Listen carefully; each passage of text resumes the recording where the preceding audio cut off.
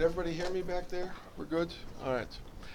So last time we talked about sorting. We went quickly through a bunch of sorts, n squared, worst case sorts like bubble sort, odd even sort, which is a tweak on bubble sort, selection sort, where you find the largest and you keep creating a list of the largest next and so on. Another quadratic time sort, insertion sort, also quadratic time. Heap sort was the first n log n time. Works on a data structure heap that takes logarithmic time to insert. Smooth sort is a generalization of heap sort that works in efficient time, linear time, if the list is mostly sorted, so it's even more efficient than heap sort. It's a lot more complicated to implement, and that's courtesy of Edgar Dijkstra. We generalized heap sort to arbitrary data structure sort. It doesn't have to be a heap. We said it could be height balanced tree, tree, red, black tree. It could be any kind of height balanced data structure that can support fast insertions and deletions. By fast we mean logarithmic, and that will give you n log n sorts no matter which data structure you use there, as long as it's reasonably efficient as a data structure. So you can replace AVL trees or 2-3 trees, splay trees, B trees, whatever you'd like. And so this kind of sort is a generalized heap type of sort, and it works with any reasonable data structure that gives you fast insertion times. Merge sort is divide and conquer. We said you divide at least into two pieces, sort each one, combine the result by merging them together. That's n log n time worst case, but it's not in situ unless you go through some Herculean efforts and make it in situ, but then it gets a lot more complicated. But it is possible to do that. In situ means no extra space other than the input space. And then we said that quick sort has very fast average time, but terrible worst case, could be quadratic in the worst case. And we came up with a way of making it fast by running as it were a meta heuristic with quick sort, say, and merge sort in parallel. And that's a generalized algorithmic template. If you have two algorithms, one has a good worst case and a terrible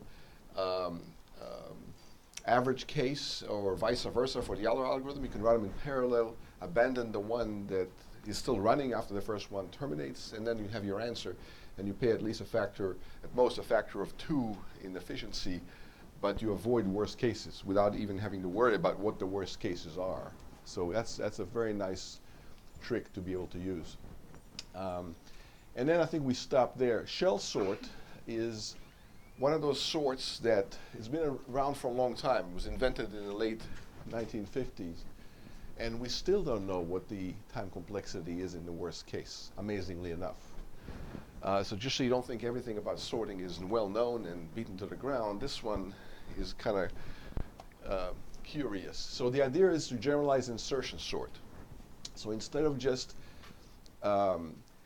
finding the largest sequence of all the elements from that point down and then put it next and so on, what you do is you have a gap sequence and you do insertion sort on things that are like 50 apart or 100 apart or 10 apart, and you do insertion sort on that subset, and then you do it on the next subset and the next subset, things that are far apart. Okay, so you take some sparse subset that are regularly spaced in the data, and you do insertion sort on that and ignore the rest for now. And you keep doing that. And then you reduce the gaps between these elements and do it again and again.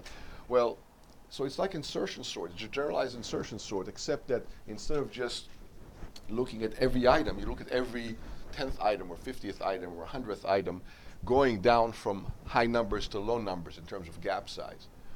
So say you first sort all the 1,000th item, 1,000, 2,000, 3,000, 4,000. Let's say you have 1,000,000 things to do, to sort. And then you maybe do 500, and then 200, and then 100, and then 50. Eventually, when you get to 1, everything is sorted, obviously. And so the time complexity all depends on how big the gaps are and how quickly they diminish in terms of the sequence of gaps that you choose to use while you're doing this business about shell sort. Shell is, by the way, the last name of the guy who invented it. It's not about actual shells or anything. So it's all depends on the sequence. But the idea again is that long distance swaps happen early on. So not everything just moves a little bit over like bubble sort, and thereby forcing a quadratic behavior on you. Okay, and a sequence, if chosen wisely, can give you subquadratic behavior like n to the 1.5 or n to the 4/3. And eventually you can get to even lower sequences, but the bottom line is nobody knows how low can you go after 60 years of research on this. But somebody else showed that you can never get below roughly n log squared n, or more particularly log over log log squared times n. So this, no matter how clever the sequence is of gaps, you'll never get below that. So it's still worse than, say, merge sort or heap sort, because it won't get better than roughly log squared over log log squared, which asymptotically is worse than n log n. It's not stable, but we already said you can make everything stable by breaking ties using the index of the array. It is adaptive because different sequences will give you, faster results, and if the data is already sorted, there's not much need to be done, and so it'll terminate very quickly. It is in situ, which is good. You don't need extra space to run this. In practice, this is not often used, shell sort. Usually, if we want to sort with a good worst case, we use either merge sort or, heap sort or one of those, worst case n log n. In practice, often you use quick sort, even though it doesn't have great worst case behavior. It has very fast average case behavior. So in practice, when you run a sorting subroutine that you call from the operating system, like in Unix, if you call the built-in sorting library and you just call a sort function, that's probably quick sort that's doing the heavy lifting there. And even quick sort, you don't quick sort all the way down to the base case, right? When the recursion gets some below 30 or 40 elements, then you use insertion sort or even bubble sort to sort just a few dozen elements. Quick sort should stay active at the highest level at the large chunk sizes, but at the small chunk sizes of the lower part of the recursion, you want to switch to something else, right? Just like you don't want to use quick sort to sort a poker hand of just 5 cards. It'll be kind of silly to start recursing on your 5 cards. Any questions about any of this, or anything else for that matter? Okay. Counting sort. So counting sort is a specialized sort that works fast, assuming that the input falls within a small bounded range. So if all the numbers are between 1 and k, just use k buckets and just count how many 1s, how many 2s, and how many k minus 1s, and how many k's you have, and then just spit out those counts.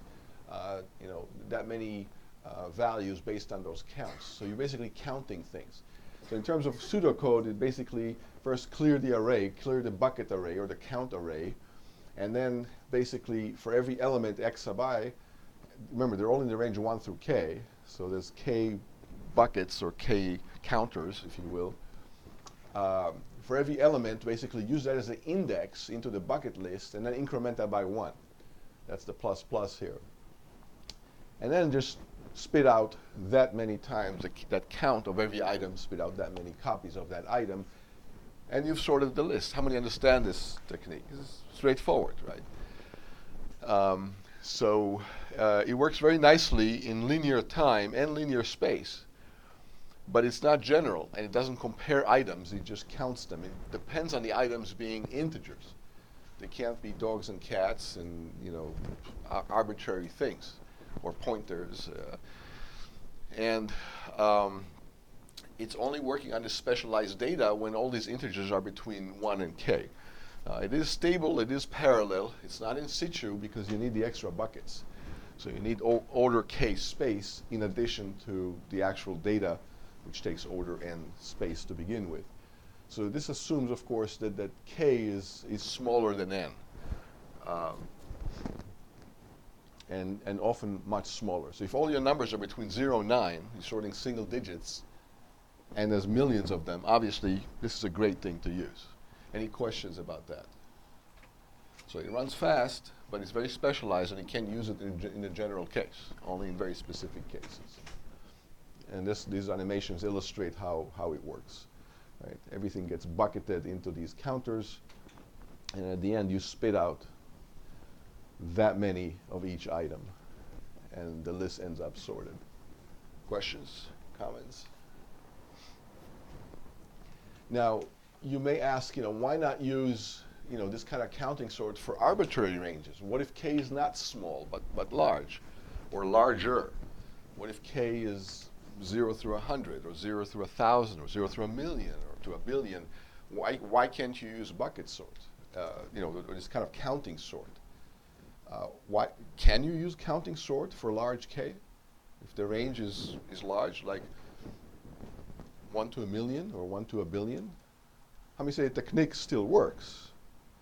Yeah, it still works, but what? It's not that efficient because you need that many buckets. So if the range is 32 bits, yeah, you may be able to allocate 4 billion counters. In today's computers, 4 billion is not all that much anymore. Right? A lot of your computers have 4 gigabytes of RAM. And some computers have substantially more than that. In fact, your smartphones nowadays have hundreds of gigabytes of flash memory on board. So you may be able to get away with sorting a lot of things into buckets, even if the range is high, but there's a limit. So first of all, you have to consider how many items you need to sort. If you want to sort 50 things, but the range is 0 to 1,000,000, you're going to have to allocate 1,000,000 elements, 1,000,000 counters just to sort 50 things. And just initializing those 1,000,000 things or billion things, because that's the range, will cost you a lot more than just even bubble sorting 50 things. So you may lose just initializing the actual memory. And if the memory if the range gets high enough, it becomes impossible. So for example, let's say you wanted to store sort numbers that are 64-bit integers, and you wanted to use this technique of using counters, counting sorts. So you need 2 to the 64 counters. But the problem is that 2 to the 64 is about 10 to the 19, slightly bigger than 10 to the 19. That's a lot. So even if you have a 5 gigahertz PC, it'll take over a century just to initialize 10 to the 19 or 2 to the 64 counters, just to zero them all out, even if you had that much memory. And having that much memory is a different problem altogether. Almost nobody has that much memory. Right? And to show you how much memory it is, it's about 18 exabytes. Right? An exabyte is 10 to the 18 is a billion bytes, an exabyte. So for example, if you had 1 terabyte RAM chips, you need about 2 million, over 2 million of them, just to store 2 to the 64 counters. And that's a lot. That's bigger than the total amount of data that Google has. So when you say exabyte, it's a number, 10 to the 18. It's a word, but just to give you an intuitive feeling as to what does an exabyte look like. Here's an exabyte. It's a whole warehouse full of disks, millions of disks, in large, big racks. Okay, here's some more views. So you're looking at an exabyte of data, 10 to the 18 bytes. Here's what it looks like in more detail. These are racks full of hard drives. There's RAID arrays, and there's more and more rows of these racks. And you need a lot of air conditioning just to keep this thing from melting. It takes megawatts of power. Right? You can tell by the color scheme which company is running this exabyte. Which company is running this exabyte? Google, yeah. So they kind of, in a cute fashion, this is the cooling units. This is the air conditioning ducts and heat drains for this warehouse storing the exabyte. Here's what it looks like from the outside. These are cars down here. It's a huge structure. Google has many of those around the world. So does Facebook. So does Apple. So does Microsoft. In fact, these clouds. This is a cloud, by the way. It's a cloud of exabyte capacity. These clouds are already taking a lot of the world's energy budget right now, a substantial amount. It's probably well into single digits of energy usage around the world, and probably soon to be double digits running these clouds. Again, to put in perspective, an exabyte, all the contents of the Library of Congress, and that's the biggest library on the planet, not including the photos, just the text, is about 1,000th of an exabyte. It's about a petabyte of text. All the words ever spoken by humans throughout the entire history of humanity, it's about 5 exabytes. It's an estimate, obviously. We didn't record it all. The data stored by Google is estimated to be about 15 exabytes. All the data that Google has amassed throughout the 20 years of its existence. Total monthly world internet traffic, about 110 exabytes. That's every bit that flows over every wire throughout the entire internet on the entire planet. It's only about 110 of those. To put in perspective, 1 gram of DNA can store almost 500 exabytes. 1 gram of DNA. That's how tightly packed data is in the nucleus of your very cells. Much more efficient than these giant clouds, air conditioning units by the thousands of tons. And, any questions about that? So this kind of puts in perspective what is an exabyte, and also how efficient nature is in storing data as DNA. Of course, if you want to store data as DNA, and there's projects that actually do this, the read-write speed is really bad in terms of reading the data from the DNA. It's not going to happen at gigabit speed, obviously. Although in the human body, it happens fast enough for you to remain alive, and that's very impressive already. But this is just raw storage capacity. So there's a lot of room for improvement. Between a gram of DNA and a cloud the size of a square kilometer, that costs $1 billion to run. And of course, it all goes back to the discussions of orders of magnitude. So just remind you. So an exabyte is down here. There's zettabytes and yottabytes. And of course, on the low side, you have nanoseconds or nanograms or whatever, and pico, femto, atto, and then zepto and yocto. Those mirror the z and the y of the high end. And they parallel. So zeta byte would be 10 to the 21, and zeptosecond will be 10 to the minus 21.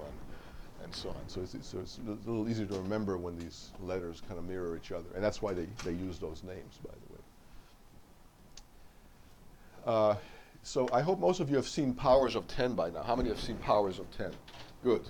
Proud of you. Yeah. Oh, they didn't. There's more. And then there's not, at some point, there's big generic numbers like Google and Googleplex and things like that, but it doesn't necessarily stop right there. And if it did, soon we'll have to invent more names because we're already at exabyte going on zettabyte kind of capacities for the clouds of the world, and soon we'll be at yottabytes and so on. How do you decide you need a new one? When you're close to running out. Because at the beginning, we didn't even realize we need those, right? There was a conference in the 1990s called petaflop computing. Petaflop computing. And in the 1990s, no machine even reached a gigaflop yet. And already they were going 1,000 times that, actually 1,000,000 times that. So each one is 1,000 from the previous one. So tera is 1,000 giga and peta is 1,000 tera. So, processors weren't even up to a gigahertz. And they're already talking about petahertz. Not even terahertz. They skipped the tera altogether. And at the time, it sounded ridiculous. When they said petaflop computing, we go, hey, yeah, right. That's 1,000,000 times what we can do today. Why are we even talking about it? Well, now you have many machines that exceed a peta. So it was only 20 years into the future, actually less than that, if you look at the big supercomputers. And so So right now we're talking about exaflop computing. Flop is floating point operation per second, right? It's doing an arithmetic operation on two numbers. So we named a few more, and there's some more beyond that. But it's good to keep track of the high end of things and the very low end of things, just to keep yourself calibrated about orders of magnitude. I keep coming back to that theme. If you're not comfortable with these orders of magnitude, then you won't be very effective when you design algorithms, write codes, and engineer scalable systems like you would have to do if you worked for Facebook or Google or any company these days. So the power of 10, and of course this we've already seen and harped on. That's another nice example of kind of wrapping your mind around orders of magnitude. And if you look at this on the web, you can click on these things and find out what they are. So we won't harp more on that here. Okay, back to bucket sort. So counting sort works when the range is rather limited, and when it's larger, it still works. But when it's really large, it fails miserably, to the point that you're not going to use a warehouse cloud just to sort a few numbers in a 64-bit range. That would be completely silly. So bucket sort is almost a generalization of counting sort, where the things that you sort are no longer integers. They could be arbitrary real numbers. But you come up with buckets, which are discrete containers, but you're sorting real numbers this time. And let's, without loss of generality, assume they're all between 0 and 1. Why is it without loss of generality? If you're sorting real numbers and you just need to sort them, why can you assume they're between 0 and 1 and not lose any generality? Because real numbers could be anything, pi, e, and 1,000 and a million, and a billion pi. That's also a real number.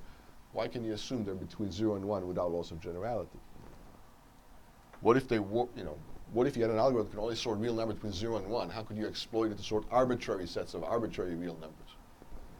It's a linear time step to multiply all the, like if you have a list that's outside of that range, you just multiply them. Yeah, find the largest number in the set, then divide everything by that number, and sort that. And the result will all be between 0 and 1. And then, that preserves the order. Dividing everything by the same constant doesn't change the order of things. How many get that? That's called normalization, right? You normalize the data by,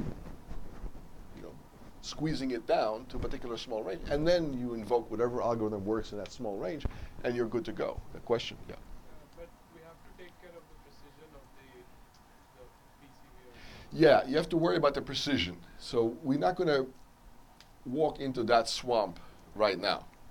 But yeah, that's a good point. If you start dividing by large quantities, you have to make sure it doesn't truncate to 0, or generally you have to worry about precision, so you don't lose precision, and then some orders can get obfuscated or even inverted potentially when you do this kind of operations on real numbers. But let's not worry about that right now. But yeah, very good point. You have to worry about that. All right, and then you use a bunch of buckets, and then you spread the data into the buckets. So, for example, if you use these 5 buckets, and it's numbers between 0 and 1, real numbers, this bucket will hold everything between 0 and 0.2. This bucket will hold everything between 0.2 and 0.4, and so on. Each bucket will hold a fifth of the range because there's 5 buckets. And then, hopefully, that will spread out the data into 5 buckets, and then you sort each bucket separately, and that sort of inside a bucket, you can do whatever arbitrary sort you want inside the bucket. Quick sort, merge sort, whatever you want to use. And then you can concatenate all the buckets. And that's the idea of bucket sort. Now, obviously, you're not going to use just 5 buckets. You're going to use maybe 100 or 1,000 or 10,000, whatever makes sense, right? Maybe you'll use square root buckets. So if you have n numbers to sort, maybe have square root n buckets. And each one will roughly, if the data is uniformly distributed and kind of random, each one of the square root buckets will hold square root of n roughly items to a total of n. Square root buckets times square root items per bucket will give you square root times square root, which is n. And so the expected time will be the time to set up all these buckets, and there's k of them, and then n to put them into the buckets, and then the time of the sort will be the worst case because the bucketing is not exactly sorting. It's kind of implicit sort, but the time it takes to sort inside one bucket roughly will dominate the cost of all of these operations. So all this assumes substantial uniformity in the data. This scheme is highly parallelizable, it's stable, but it's not in situ. You need to kind of put them into buckets and create the buckets separately. And it generalizes the counting sort that we saw a minute ago. Counting sort is when the buckets are discrete and so is the data. Here, the buckets are discrete, but the data is not. It's continuous, it's real numbers. Of course, if you really want to get technical, everything in a computer, in most computers that we have today, is discrete anyway. It's all just bits. And how we interpret those bits is a different story. We can interpret them as real numbers, but really it's 64 bits or whatever the word size is, or if you have larger word sizes, that's fine, but let's not worry too much about that fine distinction here. Any questions about any of this? So bucket sort kind of generalizes counting sort. When will this scheme fail miserably? Yeah. The distribution is not uniform. It's not uniform. And everything may fall into one bucket or two buckets, and that's it. And the rest of the buckets will be empty, and you won't save any time. All you'll end up is shuffling these numbers around that you're trying to sort, and they'll all fall into the same bucket. And then you'll sort that bucket, and you waste a lot of time for no great reason, because you still need to sort all of them inside the bucket. And so whatever sort you use to do that, you might as well have done on the initial data and not bothered. So it depends on the uniformity of the data. So that's one. So again, these are now special sorts. Counting sort, bucket sort. These are specialized sorts that we're now getting into. Right. So this works nicely when it's over a range and it's kind of uniform over the range. And the input data is uniformly distributed over the range, more or less. You don't want it to clump up so that they all fall into the same bucket. Of course, the buckets don't have to uniformly depict the range. I just represented here that 5 buckets represent the range from 0 to 1 in 1/5 increments, 5 increments of 1/5 each. It doesn't actually have to be that way. So even if the data is skewed, you can have one bucket only do 0.0 to 0.05 and have smaller intervals in some buckets and larger intervals in other buckets to mirror the sparsity of the data in that range. How many understand that? You can tweak it, to try to prevent this kind of clumping and non-uniformity. But in general, you don't know what data you're going to get in general, and so it's hard to do on the fly. You can do some statistical analysis and then gear up the buckets that way. There's all sorts of tricks you can do, but it gets more and more complicated. So when you recycle stuff, and there's all these recycle bins, and you put the plastics in one, and the paper in the other, and the metal in the third, and you're doing bucket sort. How many ever thought of that or realized that, or at least realize it now? You're bucketing. So the garbage disposal people are forcing you to bucket sort in your house rather than throw everything uniformly, and that saves them a lot of trouble. So this is an example of bucket sorting, and these items get into these buckets, and they're presented as lists. So when there's duplicates, you can create a linked list of the items, or if it's just pure numbers, you can actually have a multiplier saying, there's that many of that. So there's 2 of those here and 2 of those here. But in general, even if the key is the same, the item is not necessarily the same. The key is just one data in a larger record containing lots of other pieces of data. So don't confuse the key with the actual item that's associated with the key, like a whole record, like your student record or whatever. Your Social Security is hopefully a unique key, but other things may not be a unique key. So there could be duplicates. But even when there's not duplicates, you can represent each bucket as a linked list. Or if you wanted to preserve certain kind of behavior, if you want to search the buckets and things like that, you may want to use a height balanced tree. But either way, you bucket everything, and then you spit out the buckets in turn, and this is an animation of how it might work for this particular data set here. Any questions about that? So that's bucket sort. It's, again, a generalization of counting sort, and it works for bounded kind of special cases.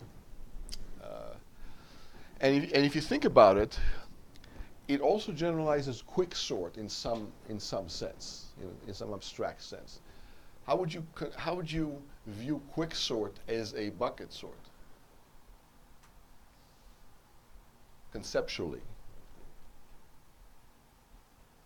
where are the buckets in quick sort?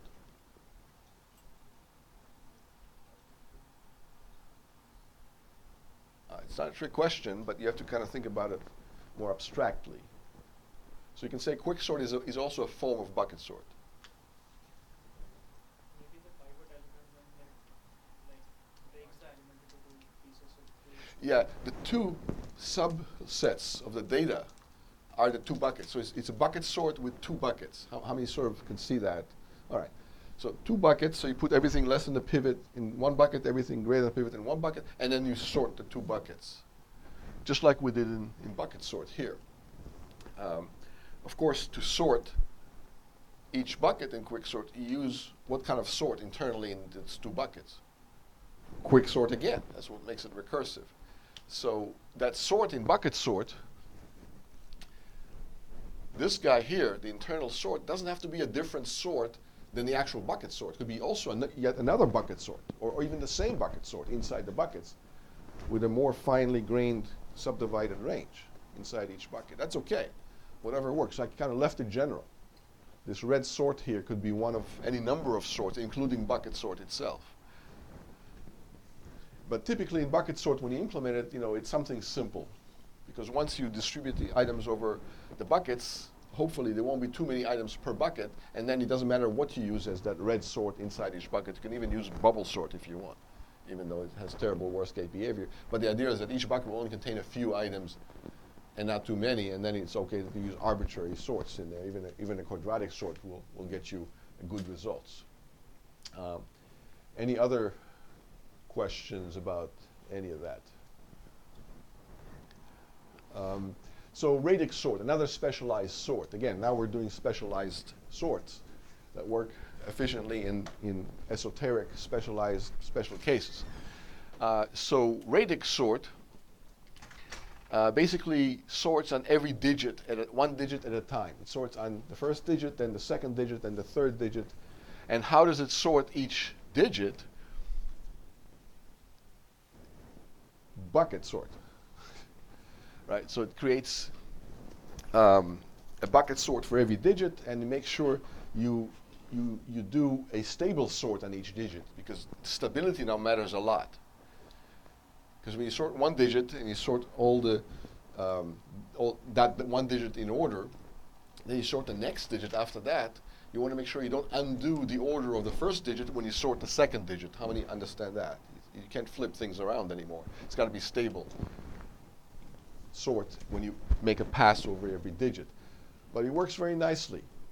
And this old IBM machine that was a mechanical version of radix sort had basically a dozen buckets in there. Mechanical, physical buckets, and the cards will fall into these buckets. Then you take all the cards, put them on top of each other, make sure you don't change the order, and then run it through again on the next digit. Then take all the buckets, concatenate them all together, run it through again on the next digit after that, and eventually all the cards will be sorted. So the time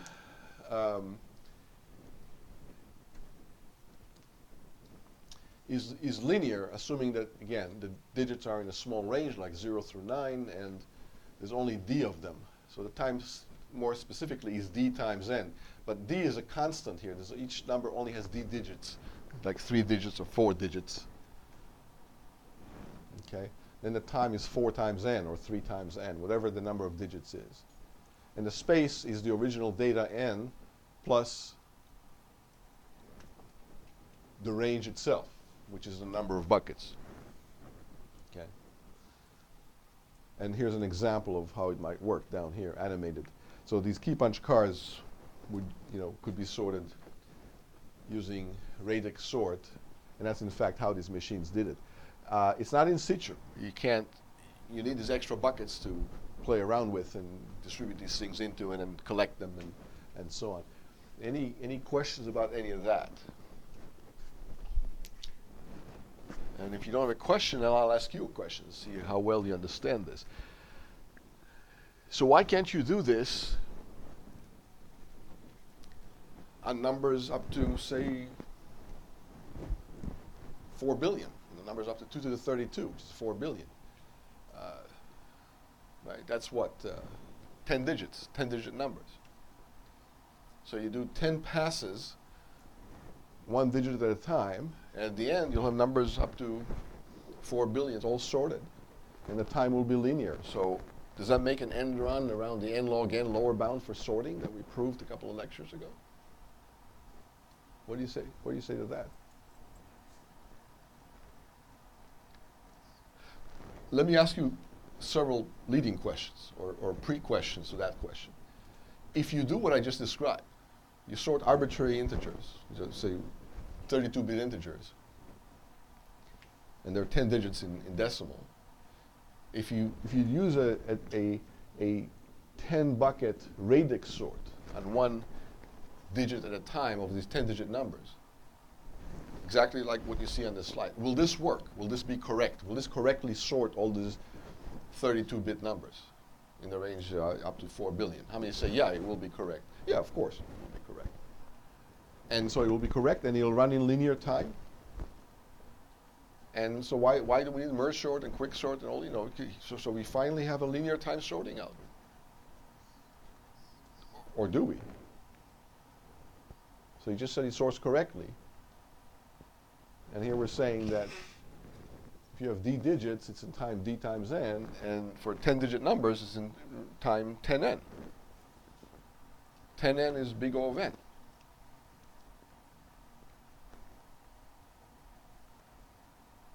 Anybody see what's going on here? How many understand the dilemma or the apparent contradiction? Okay. So what do you say to that?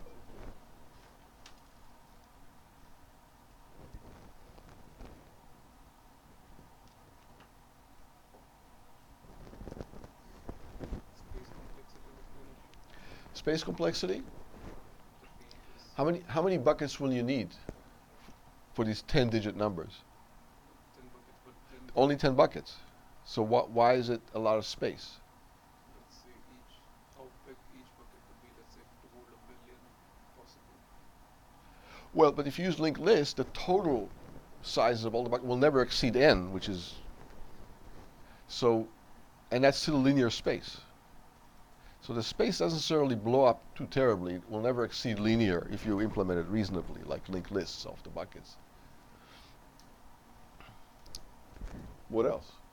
But it's a nice thought. You have to always worry about the space consumption. But here, space is not the issue, apparently. So what do you say?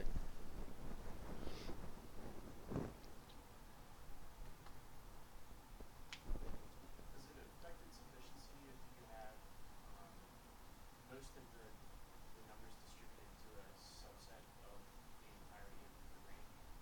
Like if all the numbers were within a 200 value range and it's at 4 billion, is that it would still help as much? Well, so we're sorting, this radix sort sorts on every digit at a time. So it takes as many passes as there are digits.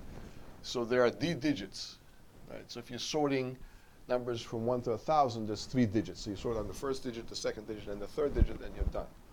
And in the larger range of 32 bits, you're sorting on 10 digits. If you had 64-bit numbers, how many digits is that in decimal? Well, about 18 or 19 digits, right? Almost 20 digits. We already said that an exabyte is like 10 to the 18 plus, right? Maybe 10 to the close to 10 to the 19. So again, you see orders of magnitude, always come back to haunt you, and that's why you need to be very comfortable with that. So again, what's going on here? Why can't you sort numbers from 2 to the up to 2 to the 64, up to 10 to the 18? And that's only 18 digits. So make 18 passes, of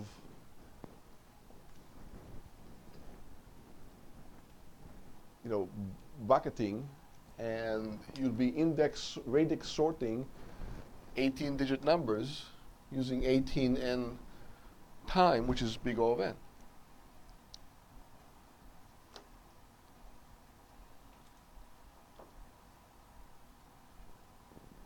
Where's the problem? Yeah.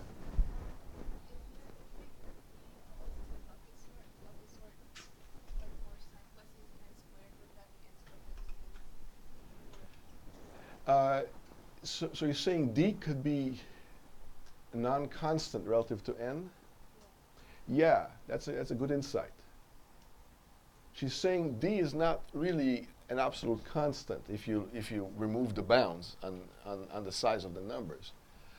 What is d? D is a number of digits. I think the d increases by the order of log n. Yeah. He's saying d increases as log n. How many can see that? Yeah, of course it does. It's a number of digits. And if d is log n, this d times n is not a constant times n, which is linear. It's log n times n, which is n log n, which is as bad as merge sort and heap sort and the others. So that d here is hiding the true complexity of the number of digits as a function of the magnitudes of the numbers. When you use a decimal system, when you use actually decimal implies 10, deca. But you don't have to count in base 10. You can count in base 2. That's binary. You can count in base 16. That's hexadecimal. Is there something special about base 10 that makes it better than base 2, base 16, base 7, or base 123? I mean, say, yeah, there's something special about base 10. We say, no, any base it would get the job done. Yeah, of course. So why are we counting in base 10 and not in base 13? Or base 17, or base 723, or base 4, or base 2, for that matter? Why are we stuck on tens in human civilization at this point of our slow and painful development as a species? Yeah, 10 fingers. That's all. It's an accident of evolution. If we were geckos, with only 3 fingers, we'd be counting in base 6. Or whatever. How would you get that? There's nothing special. And other civilizations before us counted in other bases. And that worked fine for them too. In base 10, you might say it might be easy to multiply everything by 10. You shift everything over at a 0. That multiplies a number by 10 without much work. How many know that? I mean, hopefully you do. But in base 7, how would you multiply by the base? Same thing. Move everything over at a 0 and you multiply everything by 7. There's nothing magic about base 10. And if you don't believe me, there's 12 inches per foot and 3 feet per yard. And don't even ask how many feet per mile. But these are none of these are base 10s numbers. And that's what makes it difficult, to convert to metric and back and forth. The metric is much more sensible, much more uniform. And computers, we make them count in base 2. And that's just as good as base 10. And why do we make computers count in base 2? Computers don't have 2 fingers on their hands. In fact, they don't even have hands. Why is it base 2 for computers? Electrical currents. But electrical currents like voltage or amperage or capacitance or resistance, they can take arbitrary values. They don't have to take only 2 values. Can you design a computer that will work in base 3? I mean, say, yeah, you could. Of course you could. Base 17, yeah, same thing. You'd have 17 levels of voltages or resistances or capacitances or whatever it is you use to count inside the computer. Yeah, you could do that. In fact, you can have computers that can have arbitrary values stored in their electronic circuits. What are those called? Arbitrary real numbers. Not even just integers and not even just zeros and ones. What kind of computer is that? Say it loud, say it proud. Analog computers. And up to some decades ago, we did use a lot of analog computers. And we still do, in some sense, right? A lot of devices we still use today are analog in nature. They're not discrete. So back to the question, why do we use base 2? We can design arbitrary bases for machines. So it's not just about machines having to have 2 states internally. No, they can have arbitrary numbers of levels of voltages and real numbers, analog kind of components. And we've done that. Binary is a base?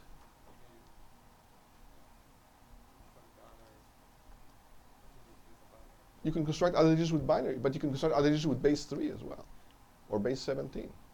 Right? Each one is as good as any of the others. Noise. Good. Whenever you can answer a question with one word, please do. Not just in this class, but for the rest of your life. You'll really impress the heck out of some people, especially when you apply for jobs, high-paying jobs. So he said noise. How many get that? What is he talking about? So somebody explain in more than one word, what is he talking about? He's right.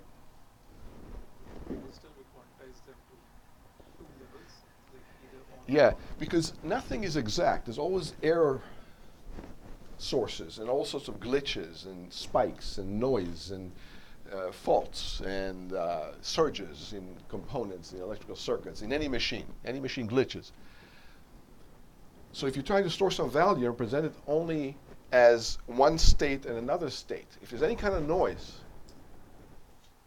you can truncate it to the closer state despite the noise, and you'd still be mostly right most of the time. How many get that? So computers with only 2 states in their components, zeros and ones, are much more resilient to noise. Any kind of spike or glitch or deviation from the actual value that it's supposed to be will snap it right back to that value, because you'll assume that's the value that was meant. And most of the time you'd be right. And these kind of computers will be much more reliable, because truncation, simple truncation, can eliminate most errors. When I say truncation, I mean rounding to one of the 2 values, 0 or 1. So if you have a value of voltage or resistance or capacitance of 0.9, that's a 1. If you have it of 0.2, that's a 0.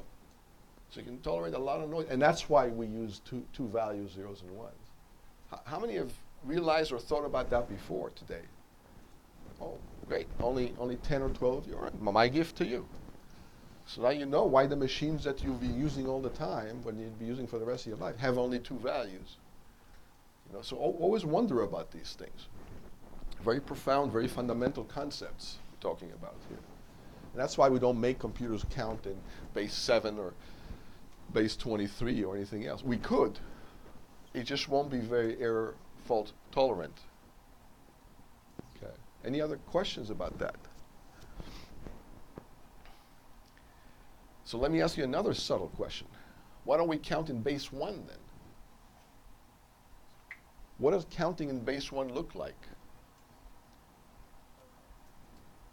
How many digits would be in base 1?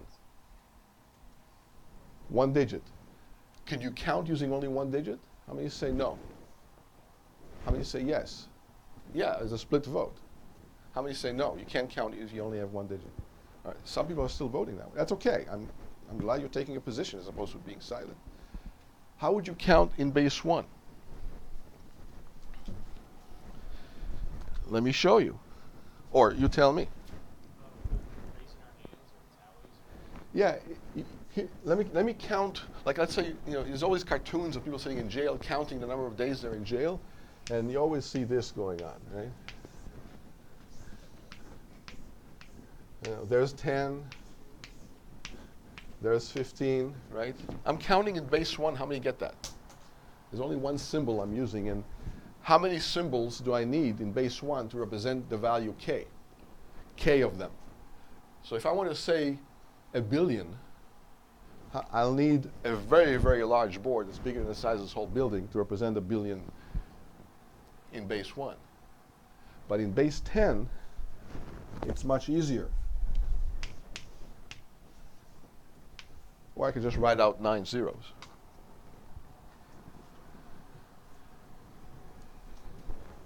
So what's the relationship between the quantity that you're representing and the number of digits in the base of the numbering system that you're using to represent that quantity. What's the mathematical relationship between those two quantities? One is the log of the other. How many get that? And in base 1, Absolute. one is the other, not the log of the other. So not almost all bases are created equal except base 1. That's where it becomes extremely inefficient. The other bases are all just as efficient as one another. In base 2, what's the relationship between the number of digits and the quantity you're representing? Asymptotically, logarithmic relationship. And in all the other bases, same thing, except base 1. And now you know why computers don't use base 1, because that would have been even simpler than base 2. Because you only have one state to worry about, not two. Okay. So how do we get on all this? Philosophy and fundamental issues are even more important than sorting, actually. Well, because this D here is the number of digits. That's really the base. If there's 2 digits, D would be base 2. And if there's not, 10 digits, it would be base 10. And that D, number of digits in the base, is the logarithm of the number of them, of the size of the quantities that you represent with that many digits. So D here is really log. And so you're not really saving anything here. Not really. D is the log. But if D is a constant, and you treat it as a constant, and that constant is small, like 10, and in this case, I guess, let's say you're sorting numbers, in this example here, the animation, you're sorting numbers between 1 and 10,000, 4-digit numbers, so D is 4.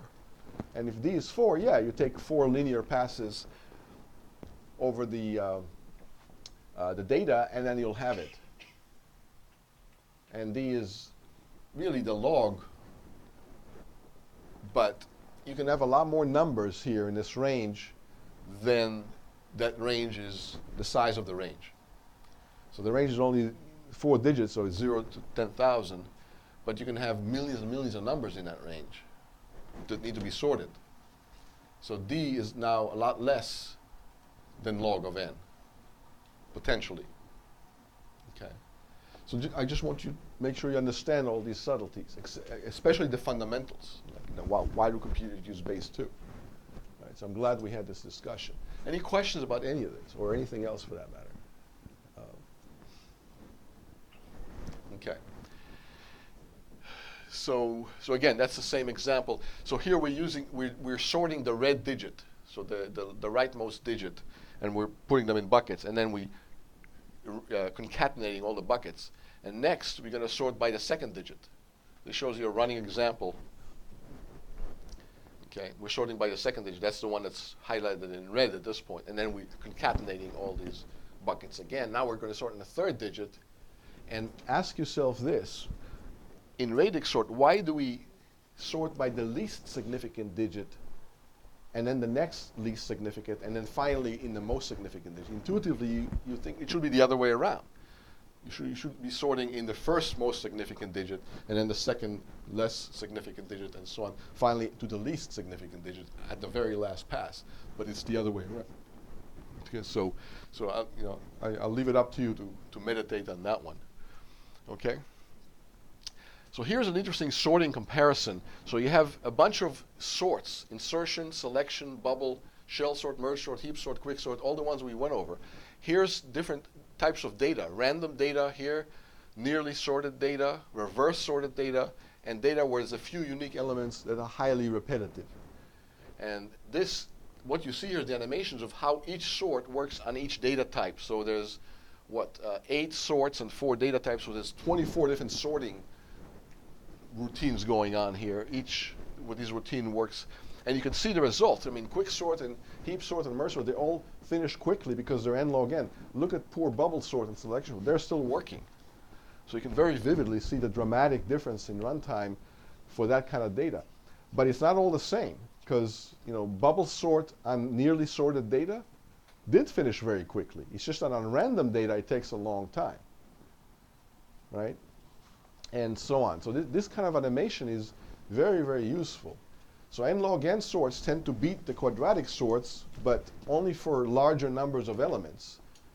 And some sorts work faster on random than near sorted data, and we talked a lot about that. But look at quick sort, for example. Quick sort on random data would work very, very fast compared to the others. So this is expected to finish quickly, right? More quickly than some of the others, right? And sure enough, it just finished. And you know, on few unique elements with a lot of repetition, quick sort is still struggling on that one, as you'd expect, because the breakup is not very even into two nearly equal pieces. It's very skewed into small and large pieces. And so quicksort is just finished now. Okay, so it's very informative to kind of look at them side by side and kind of make some predictions, and sort of the picture looks like what you intuitively expect from all the discussions we've had in the last few lectures about these sorts and how they behave on different types of inputs and so on. Any questions about anything so far? All right, and we did talk about the meta sort, right? You can run two algorithms side by side just to kind of formalize it. Parallel run, say, quick sort and merge sort on the same data. When one of them stops, abort the other as well. And so the average case will be the minimum of the two average cases, which in this case is n log n. But the worst case will still be the minimum of both worst cases, which is n log n again.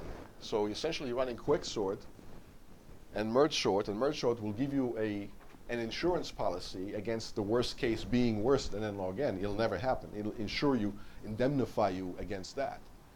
While quick sort will offer you the good behavior that it does on average. That's why we call it quick sort, not slow sort.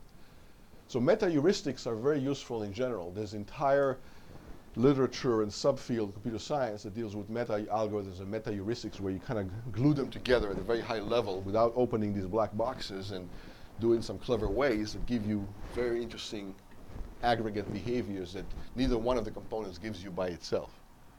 Question?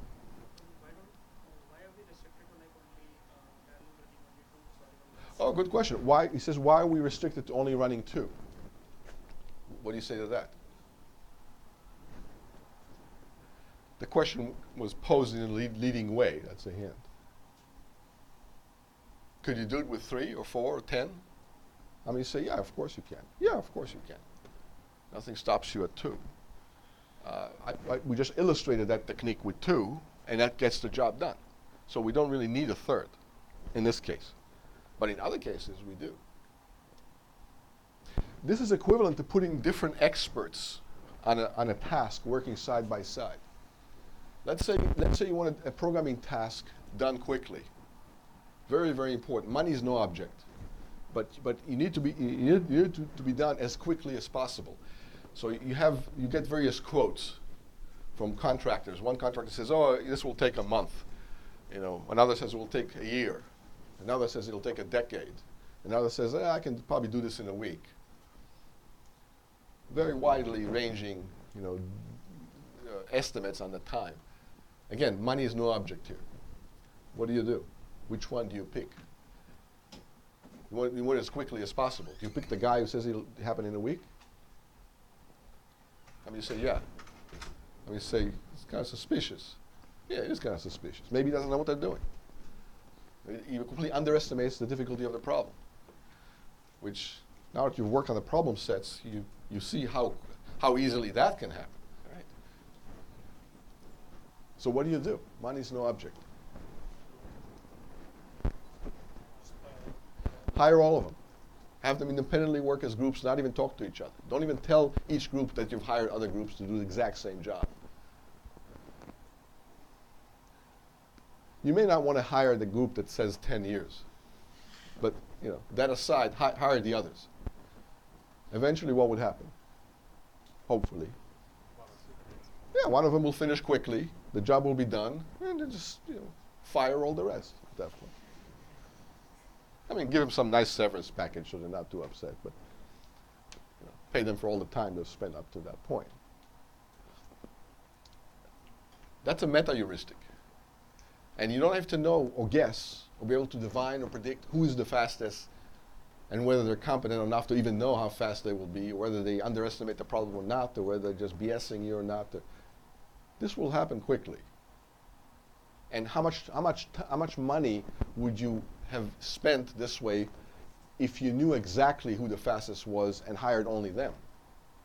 Let's say you hired 4 groups. You at most 4 times, and possibly a lot less. Because even the fastest guy that claimed to do it the fastest before even started may have overestimated. He gave you not the actual time, but the Scotty time, like on Star Trek. You know, Captain Kirk's.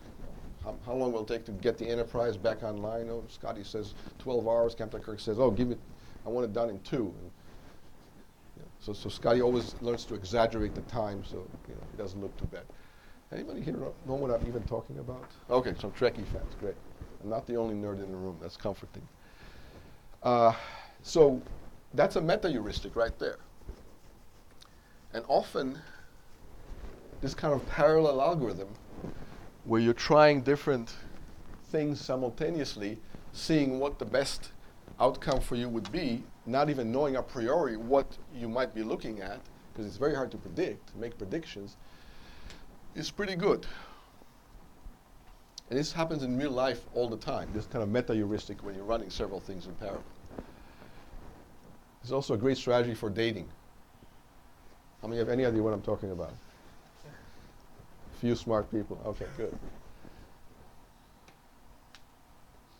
Not great strategy for marriage, but if you're just trying to find some compatible person, don't bet the farm on one candidate up front very early on. That's probably a mistake. Anyway, I digress.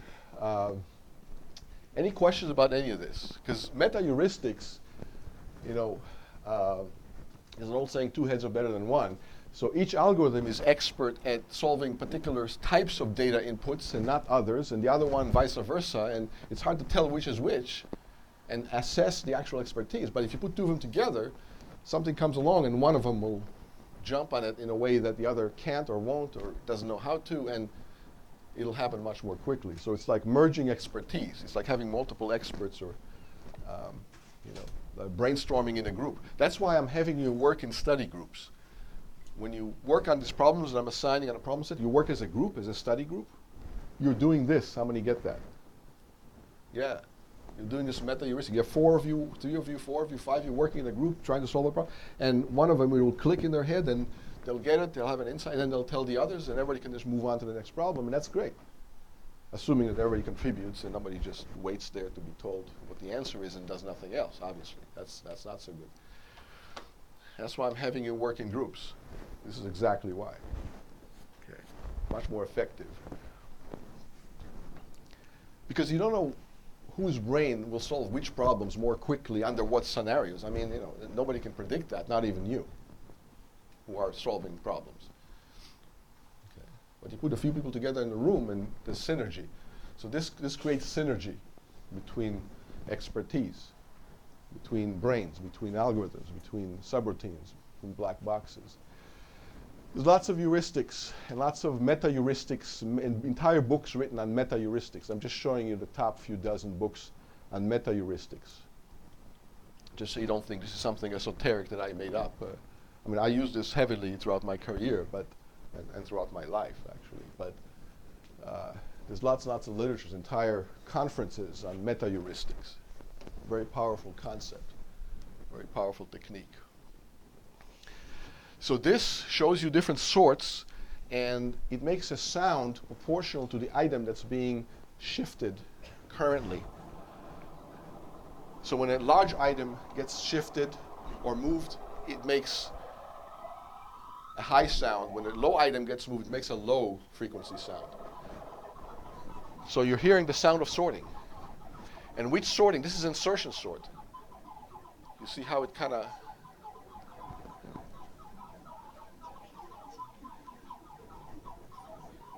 So just from listening to the noise, at this point, you should be able to tell which sort is being executed, it's being invoked. So it's kind of cute. So if you never heard a sorting algorithm works, well, again, my gift to you. Quick sort. See, it's sorting the low end, low volume, low frequency. And then it rises.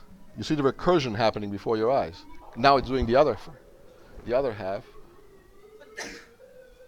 And generally it rises in frequency.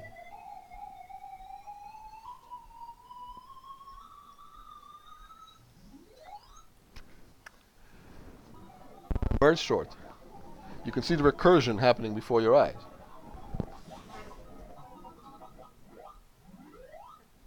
So a lot of rises. Right?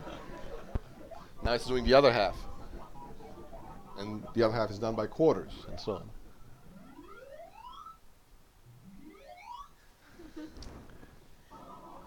Heap sort, that's a tricky one. But generally, it goes lower and lower and lower because the high ones were already extricated from the heap. So it keeps descending and descending in the frequency, lower and lower octaves.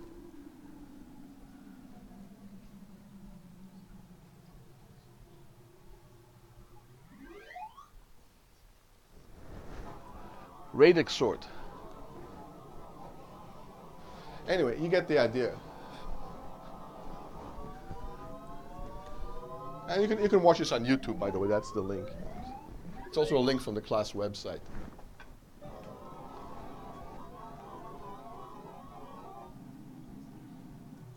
A different version of radix sort.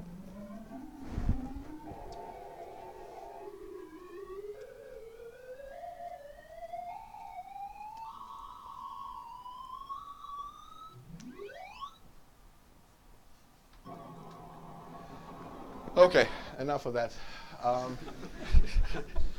So back to this problem that I gave for extra credit a couple lectures ago. Again, if you think you understand sorting, let's look at this. Given n pairs of integers, xi, yi, where all the x's and y's are between 1 and n, they're all integers between 1 and n, and there's n of these ratios, n of these pairs, and you want to sort them by the ratios. How many have worked on this problem? Okay, good. A lot of you. I'm proud of you. That's good. How many solved this problem? Okay, a lot less. That's okay. I mean, it's not an easy problem. That's why I give it to you. I wouldn't give you just easy problems and insult your intelligence that way. Okay, any thoughts about how to do this in linear time? Sort the ratios.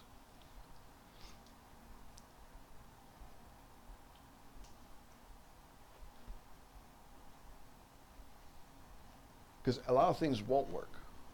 Let's say you actually compute the ratios. Just take the division of every pair into the ratio, and then just feed all the ratios to quick sort or merge sort. What would happen? It's going to be n log n, obviously. So that's a no-go. And they're not arbitrary real numbers. If there were arbitrary real numbers or arbitrary integers without any constraint on the size of the integers, the magnitude of the integers, like we have here, they're all between 1 and n or 0 and n. If there was no constraint like that, and they were all real numbers or arbitrary large integers, what can you say about the lower bound versus linear time? It ain't going to be linear time. It's going to be n log n again. We already proved the lower bound for sorting of n log n. So there's something about the structure of this data, of this input, that makes it susceptible to linear time sorting, and because they're not arbitrary quantities. The ratios with the numerator and denominator are all between 0 and n, or 1 and n. So that makes it not quite general, and it's enough to allow a linear time sort to sneak in and save the day. But how would you do it?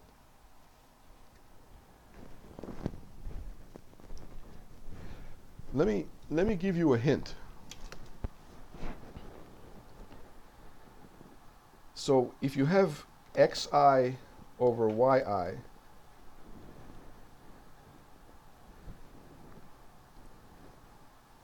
how big and how small can that get? What's the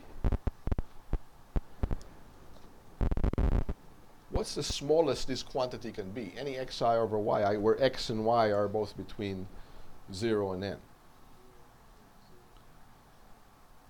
It could be as small as 0, right? And if it's not 0, what's the next smallest thing it can be other than 0? Yeah, roughly 1 over n. So let's just say 1 over n. It could be 0 if x is 0, but if x is 0, that's a trivial case. right? Any quantity that's zero, they're all zero. Anytime x is zero, they're all zeros, and you can just shove them into one bucket, and you can eliminate those and print them out first in the sorted sequence, and then worry about the rest. So, how high can it be?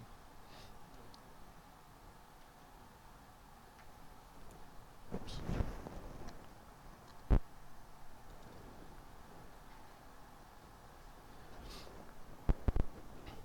So it could be as small as 1 over n, as high as n. Okay.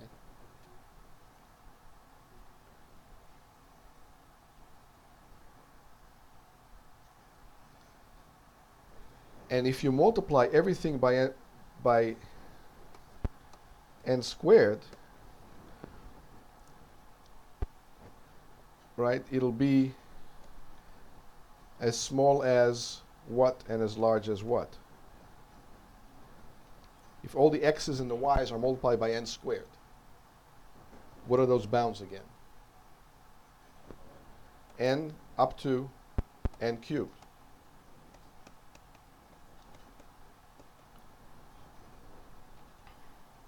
So if I multiply all the x's and y's by n squared, now you can truncate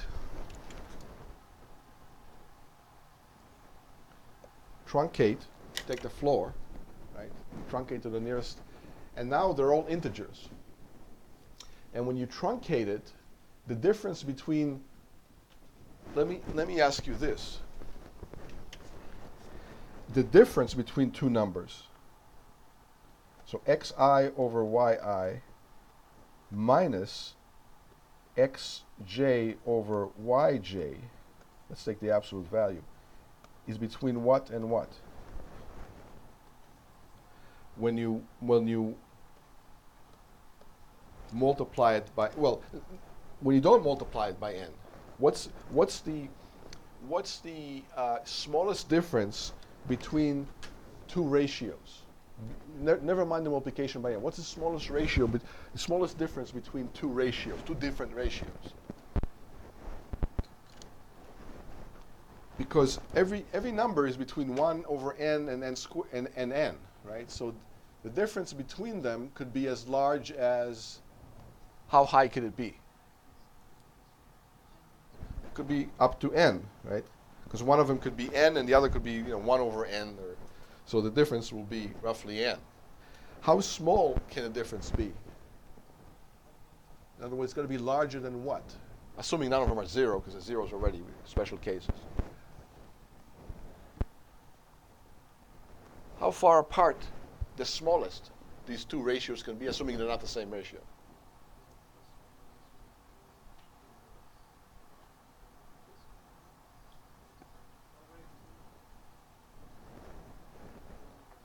One over n plus 1. N plus 1. So one could be 1 over n, and the other could be very close to it, 1 over n minus 1. And their difference is what?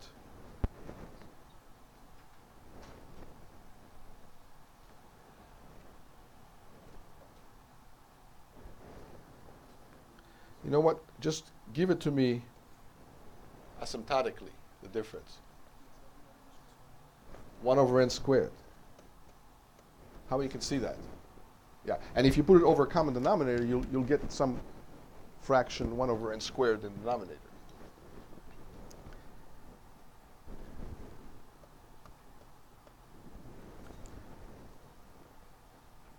So once you multiply everything by n squared, the difference between two numbers is between what and what?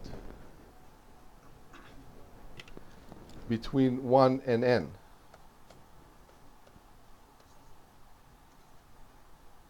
I'll just.